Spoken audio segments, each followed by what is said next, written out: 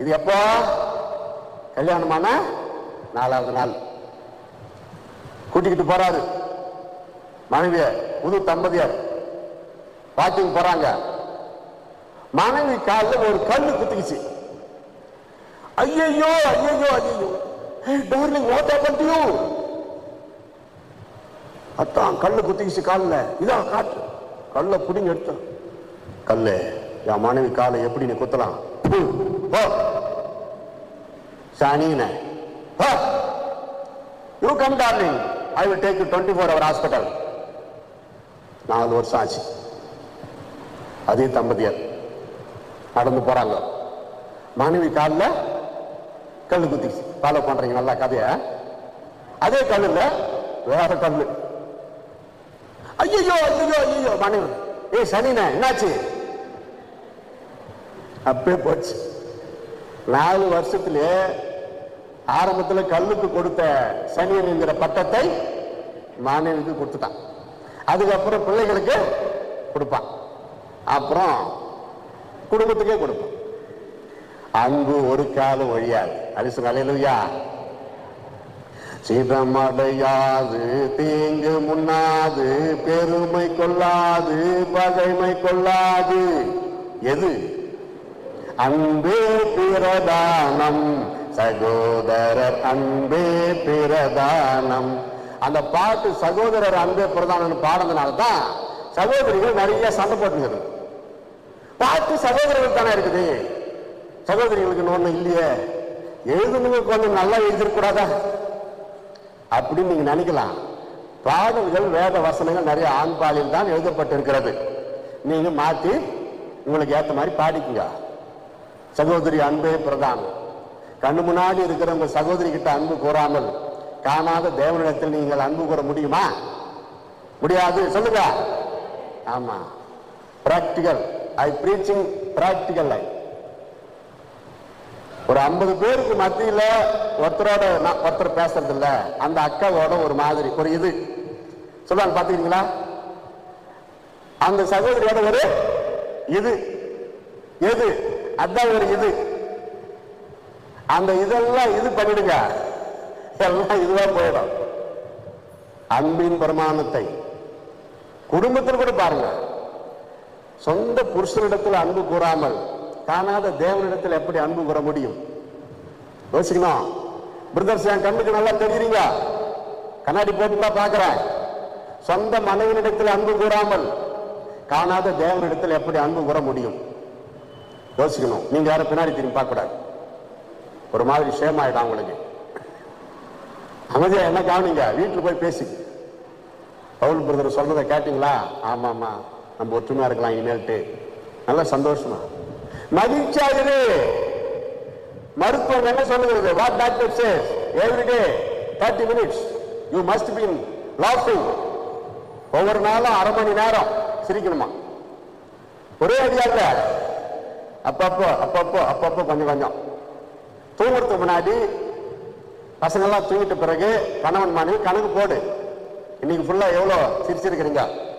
Arrears இருக்குதா? மீதி சிரிச்சிட்டு ஒருத்தர் முகத்தை பார்த்து ஒருத்தர் நல்லா சிரிச்சிட்டு தூங்கணும். Not for just for joke, careless, this must. அந்த மூஞ்ச பார்த்து சிரிக்கிற மாதிரி இருக்குது அப்படி சொல்லவே கூடாது. கல்யாணம் ஆனப்போ மாப்பிள்ளை பிடிச்சிருக்குதா? ஆமா பிடிச்சிருக்கு. என்ன மாப்பிள்ளை பிடிச்சிருக்குதா? ஆமா. அப்படிதானே கல்யாணம் பண்ணீங்க. கொஞ்சம் வருஷத்துல எப்படி அந்த மூஞ்ச பார்க்க பிடிக்கல? சொந்த மனைவி தானே, சிரிச்சுதான் ஆகணும். அப்பதான் பரலோகம் போக முடியும். அது தெரிஞ்சுங்க. யோசிக்கணும். பாருங்க, 7 நாளும் சும்மா ஒரு நாள் கூட கேப் போடக்கூடாது. மகிழ்ச்சியா இருப்பீர்களாக. பைபிளே கடைசி மகிழ்ச்சி என்கிற வார்த்தை யூதாவின் புஸ்தகம் ஒரே அதிகாரம் தான் 24, 25 படிச்சீங்கன்னா அங்கே மகிழ்ச்சி என்கிற வார்த்தை வருகிறதை பார்க்கலாம். இடையில ஏராளமான வார்த்தைகள் பரிசுத்த வேதத்தில் மகிழ்ச்சி மகிழ்ச்சி மகிழ்ச்சி அப்படி இருக்கும். அப்படி என்ன பாருங்க, கொஞ்சம் சிரிச்ச மாதிரி பாருங்க. என்ன பேசுறப்பனா பாருங்க. இப்போ மகிழ்ச்சி சொல்ல சொல்ல ஒரு 10 முறை சொல்றேன். அப்படியே டியூன் ஆகணும் முகம். மகிழ்ச்சி மகிழ்ச்சி. மகிழ்ச்சி. இங்கிருந்து மகிழ்ச்சி. மகிழ்ச்சி. என்ன பார்த்தாவே சிரிப்பாரு. மகிழ்ச்சி சொல்லுங்க. மகிழ்ச்சி. பரவாயில்ல, 10 சொன்னா 5 முறையிலே சிரிச்சிட்டீங்க. மகிழ்ச்சியாய் கர்த்தருக்கும். Listen, very important. 3 kinds of happiness. மாம்சீக மகிழ்ச்சி, பொதுவான மகிழ்ச்சி, தெய்வீக மகிழ்ச்சி. நமக்கு தேவை தெய்வீக மகிழ்ச்சி, பொதுவான மகிழ்ச்சி, அது தானா வரும். மாம்சீக மகிழ்ச்சி, you never give up your soul for plus happiness. விபச்சாரம், வேசித்தனம், குடி, பீடி, சிகரெட்டு, போதை, பாவ காரியங்கள், பண ஆசை, இதெல்லாம் தான் flush happiness. You must get away. அதை விட்டு வெளியே வா. கண்களின் இச்சை, ராத்திரி பகலா செல்போனை நோண்டிக்கிட்டே இருக்கக்கூடாது. கண்ணு போயிடும், நரம்பெல்லாம் பாதிக்கப்படும், விரலெல்லாம் வலிக்கும். எல்லாம் விட்டுருங்க. வயசாயிடுச்சு, 67 வயசாகுது இப்ப எனக்கு. பார்த்தா அப்படி தெரியலன்னு சொல்லுங்க. சரி, நானே சொல்லிக்கிறேன். நானே சொல்லிக்கிறேன். வாலிப பிள்ளைங்க பிரயோஜனமானதா பாரு, வேண்டாம்ல. பெற்றோரும் கொஞ்சம் யோசிக்கணும். பாப்பா, அங்க மகள், எங்க ஏரியா பாப்பா என்ன நைனா அப்படிதான் பேசுவோம். பைபிள் வாசனம் செல்போன்ல படிக்கணும்னு ஆசைப்படுது உங்க மக. அந்த விடுங்க, அவங்களுக்கு ஒரு ஆசை பைபிள் வசனத்தை செல்போன்ல படிக்கணும். கவர்ச்சி பொருள், செல்போன் ஒரு கவர்ச்சி பொருள். அதனால அவங்களுக்கு அதில் படிக்கணும்னு ஆசை. ஆசை தேடி படிக்கட்டும். வேற எதையும் பார்க்குறா பொண்ணுன்னு சொல்லி சந்தேகப்பட்டு குழந்தை, உங்க பிள்ளைகள் வாழ்க்கையை பாழாக்கக்கூடாது. சொந்த அப்பா அம்மாவே பிள்ளைகள் மேல சந்தேகப்படக்கூடாது. வேற யாருன்னா சந்தேகப்பட்டா கூட என் மகா அல்லது என் மகன் அப்படி கிடையாது, நான் வேணா விசாரிக்கிறேன், அவர்கள் கர்த்தருடைய பிள்ளைகள். அப்படி உங்க பிள்ளைகளுக்காக நீங்க பரிந்து பேசுறப்போ அவங்க கிட்ட ஒருவேளை தவறுகள் இருந்தாலும் கண்ணீரோடு தனியா தேவ சமூகத்துல அழுது மன்னிப்பு கேட்டு பரிசுத்தமாயிடுவாங்க. கையை தட்டி எல்லாரும் பிரைஸ் தரார். அல்லேலூயா. எப்போ பாரு சந்தேகத்தில் வைக்கிறது பசங்களை, கம்ப்ளீட்லி ராங். உங்க பசங்க வாழ்க்கையை நீங்க கெடுத்து நாசமாக்குறீங்க. டெய்லி 4:45 வர்ற உங்க மகள் அன்னைக்கு ஒரு 5:45 வருது, 1 மணி நேரம் லேட்டு. முதல்ல விசாரிங்க, என்னம்மா 1 மணி நேரம் லேட்டுன்னு கேளுங்க. மக பதில் சொல்லும் கரெக்டா. என்ன லேட்டு? இவங்களே பதில், எவங்களோட சுத்தி நின்ற, எவங்களோட எழுச்சிக்கு நின்ற, இது வேற. அந்த பொண்ணுக்கு அப்படியே ஆயிரும். வாலிப பசங்க தானே, அப்பா அம்மாவே நம்மளை நரகத்துக்கு அனுப்புறாங்க. வாலிப வயசு, பரிசுத்தத்துல வளர்க்க வேண்டியது உங்க பொறுப்பு. அதே போல பிள்ளைகள் இருக்கிறீங்களா? What is the 5th commandment? உங்க உள்ளத்துல மகிழ்ச்சி குறையாம இருக்கிறதுக்கு இதெல்லாம் சொல்றேன். விட்டாக்கா 48 வருஷம் பிரசங்கம் பண்ணி இருக்கிறேன். 6:45 மணி வரைக்கும் நான் பேசிக்கிட்டே இருப்பேன்.